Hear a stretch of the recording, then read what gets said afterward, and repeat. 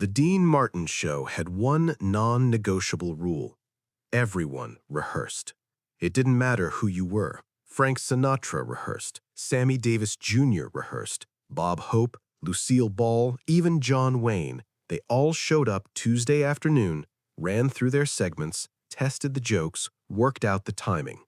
Because Dean Martin's show wasn't actually spontaneous. It just looked that way. The whole operation was built on carefully managed chaos. Dean's loose, slightly drunk persona, the seemingly off-the-cuff banter, the jokes that felt like they'd just occurred to him. All of it was scripted, timed, rehearsed, until it felt unrehearsed. That's what made it work. And everyone who walked onto that stage understood the deal.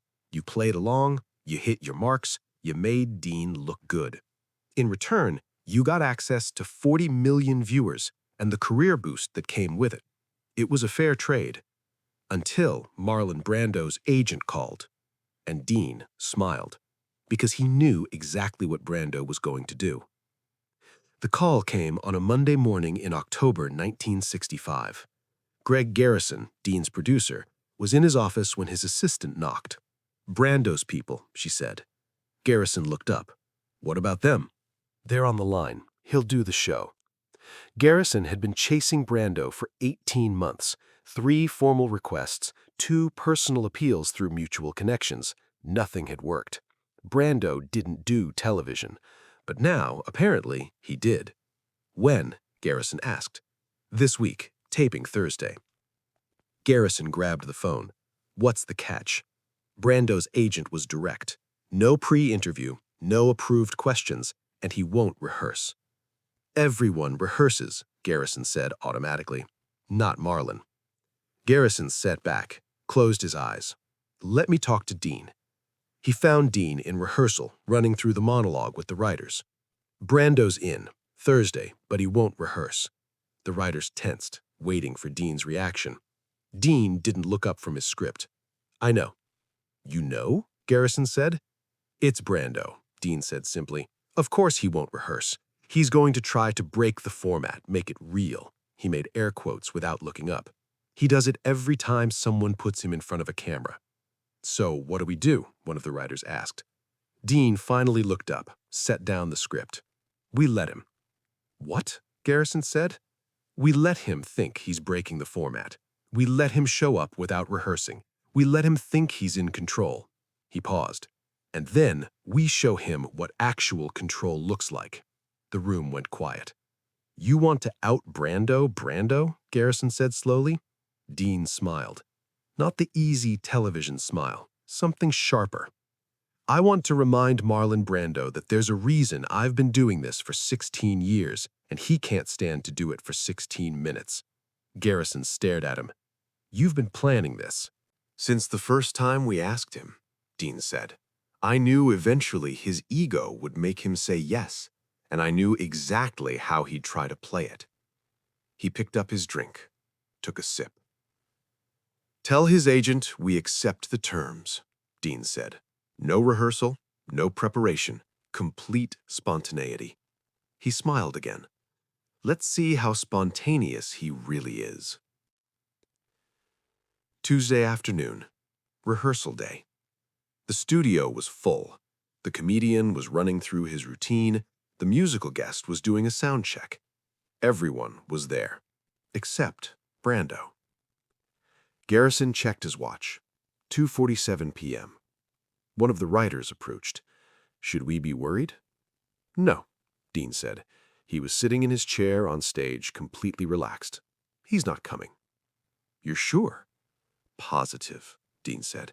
"He thinks not showing up is a power move. It's not. It's predictable." Garrison sat down next to him. "So what's the plan?" Dean looked at him. "I'm going to do something Brando won't expect." "What's that?" "I'm going to be honest with him," Dean said. Garrison frowned. "You're always honest." "No," Dean said. "I'm always charming. There's a difference." He stood, stretched. Brando thinks charm is a lie. He thinks the drunk act, the smooth talk, the easy smile, he thinks it's all performance, and he's right. "So?" So I'm going to show him what's underneath it, just for a minute. Just enough. Enough for what? Garrison asked. Dean looked at him. Enough to make him realize he's not the only one who knows how to use honesty as a weapon. Wednesday. Still no Brando. No call, no message, nothing. Dean wasn't worried. Thursday morning, 4 hours before taping. Still nothing. At 5:15 p.m., 45 minutes before the audience arrived, Marlon Brando walked into the building. No entourage, no assistant, just him, wearing a dark jacket and no tie, carrying nothing. Garrison intercepted him near the craft services table. "Mr. Brando," said Garrison, "we're glad you're here." He nodded, poured himself coffee. "I know we're running late, but if we could just do a quick run-through—" "No," Brando said. "I understand that's your preference," Garrison said carefully, "but no," Brando said again. He looked at Garrison directly. If Dean Martin can't handle a conversation without a script, he shouldn't be interviewing people. Garrison absorbed that, nodded slowly. "I'll let him know you said that." Brando raised an eyebrow, just slightly, like he hadn't expected that response. Garrison walked away, found Dean in his dressing room. "He's here," he refused to reverse, said if Dean Martin can't handle a conversation without a script, he shouldn't be interviewing people. Dean smiled. Perfect. Perfect? Because he's already committed to the bit. He's already decided how this is going to go, which means he's not actually listening anymore. He's performing. Dean stood, straightened his tie. "That's when you've got them," he said quietly. 6 o'clock. The audience was filing in. Dean was backstage, alone. No drink in his hand now, just standing, thinking. A writer approached. "You sure about this?" "No," Dean said honestly, "but it'll be interesting either way." "What if he won't," Dean said, "because he thinks he knows how this works. He thinks he's seen through the game, but he's never met someone who knows they're playing it and doesn't care." The writer looked uncertain. "That's you?" Dean looked at him. "That's everyone who survives in this business long enough. Brando just forgot that because he spent so much time hating it." "5 minutes, Dean," someone called. Dean nodded, picked up his drink. Not to drink, just as a prop. "Let's go," he said. The show opened the way it always did. Dean walked out, the band played, the audience applauded. He did his monologue, hit every joke, perfect timing, complete control. Then he said the name. "Ladies and gentlemen, Marlon Brando." The applause was immediate, electric. Brando walked out from stage left, slow, unhurried. He shook Dean's hand, sat down. Dean settled into his chair, smiled at the audience, then at Brando. "Well," Dean said, "you're here." "I'm here," Brando confirmed. "On time, even," Dean added. "Was that in doubt?" Brando asked. The audience laughed lightly. Dean leaned back. "I'll be honest with you, Marlon. My producer was a little nervous. You didn't come to rehearsal." "No," Brando said. "Any particular reason?" Brando looked at him. "I don't rehearse conversations." "This isn't a conversation, it's television." "Is there a difference?" Brando asked. Dean paused, let the question sit. The audience waited. Then Dean smiled. "You want there to be." Brando's expression shifted, just slightly, like he was recalculating. "What does that mean?" Brando asked. "It means," Dean said, "that you came on this show hoping to prove something, that you could have a real conversation, that you could break through the performance, make something honest happen." The audience was very still. "And you think I can't?" Brando said. "I think," Dean said carefully, "that you're so committed to being honest that you've stopped noticing when you're performing honesty." The silence in the studio was absolute. Brando stared at Dean. "That's a clever line." "It's not a line, it's an observation." Brando leaned forward slightly. "You think you know me?" "No," Dean said, "but I know the game, and I know you think you're not playing it. But refusing to play is still a move. Not rehearsing is still a choice. Walking out here with nothing prepared, that's the most rehearsed thing you could do. The camera operator's hands tightened on the rig, because everyone watching understood what was happening. Dean Martin wasn't playing defense, he was attacking. Brando's jaw tightened, just barely. So what are you saying, that I'm a fraud? No, Dean said. His voice was calm, almost gentle. No, I'm saying you're so afraid of being fake that you've built an entire persona around rejecting personas, and that's just another performance. The audience didn't make a sound. Brando looked at Dean for a long moment. You've thought about this. I've thought about you, because you're interesting, you're talented, and you're miserable. You don't know that, Brando said. Don't I? You hate Hollywood. You hate the press. You hate interviews. You probably hate being here right now, but you came anyway. Why? Brando didn't answer. Because you can't help it. You need to prove you're different. You need to show everyone that you see through it, that you're not like the rest of us. He paused. But Marlon, we all see through it. Every single person on this stage knows it's a performance. The difference is, most of us made peace with that. Brando's voice was quiet. And you think that makes you better than me?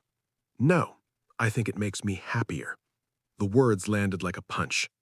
Brando sat back, studied Dean with something that might have been surprise. You've thought about this. I've thought about you, because you're interesting, you're talented, and you're miserable. You don't know that, Brando said. Don't I?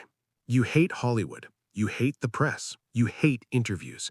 You probably hate being here right now, but you came anyway. Why? Brando didn't answer. Because you can't help it.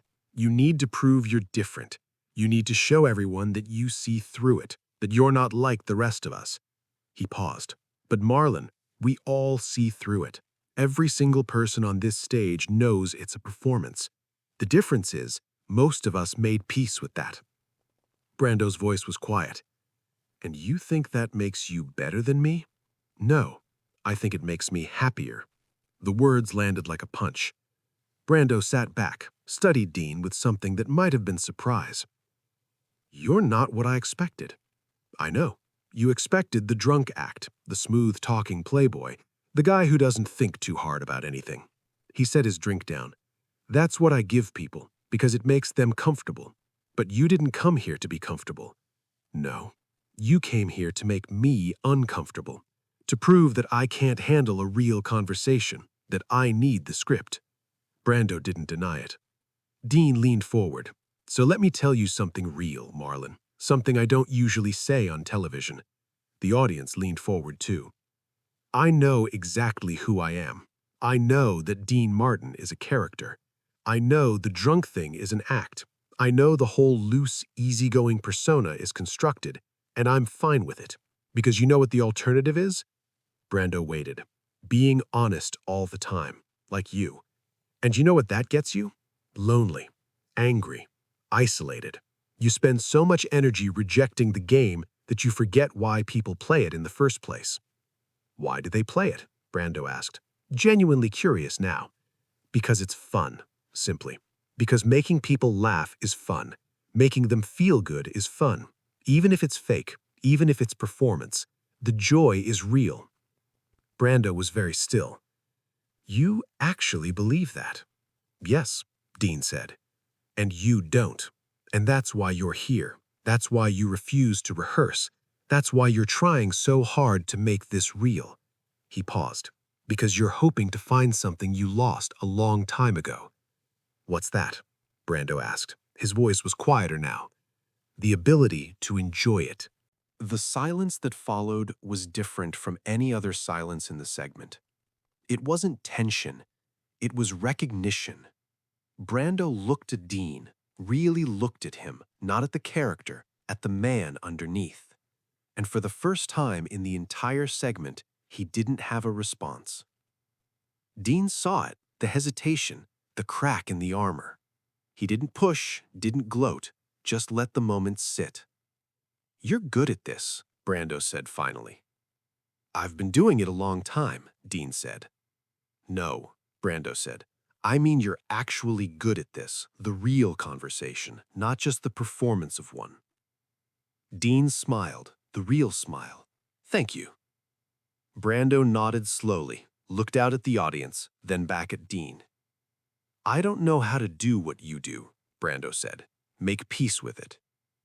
I know, Dean said, not unkindly. That's why you're the better actor, and I'm the happier one. The audience began to applaud, softly at first, then louder. Not because they'd been cued, but because they'd just watched something genuine happen, even if it was on television. Brando stood, extended his hand. Dean shook it. Come back any time, Marlon, without the rehearsal. I'll be ready. Brando held his gaze for a moment, then smiled, just slightly. I think you would be, he said, and walked off stage. Backstage, Garrison found Dean in his dressing room. That was... Garrison started. I know, Dean said. The network is going to love it. That might be the best segment we've ever done. Dean nodded, didn't seem particularly excited about it. Are you okay? Garrison asked. Dean looked up. Yeah, just tired. You sure? Dean was quiet for a moment. I meant what I said out there. Which part? All of it, Dean said. About Brando, about the performance, about being happy. He paused. I do make peace with it, every day, and some days that's harder than others. Garrison sat down. But you do it anyway. Yeah, I do it anyway. Because it's worth it? Dean smiled. Because it's fun, even when it's not. Garrison left. Dean sat alone for a while, then stood, straightened his tie, looked at himself in the mirror. Dean Martin stared back, and for once he didn't see the character first. He saw the man who'd chosen to play him, and that was enough. In the green room, Brando sat alone. Someone knocked. Mr. Brando? Great segment. Thank you. Will you come back? Brando considered the question. No. Can I ask why? Brando stood, pulled on his jacket, stopped, looked back. He already won, Brando said, and left. The episode aired the following Thursday. It became the highest-rated Dean Martin show of the season. NBC requested Brando return. He never did. But 40 million people remembered the night Marlon Brando walked onto a television stage and tried to break the format. And Dean Martin showed him it was already broken. That everyone knew it was broken. That the whole point was making something beautiful out of the pieces anyway. Some people could do that. Some people couldn't. And for the first time in his career, Marlon Brando walked off a stage understanding which one he was. Dean Martin watched the tape later that week, alone in his house. He saw the moment Brando realized he'd lost, and he saw the moment Brando respected him for it. He poured himself a drink, a real one this time, and smiled. Not the television smile, the other one. Good show, Marlon, he said to the empty room, and turned off the television.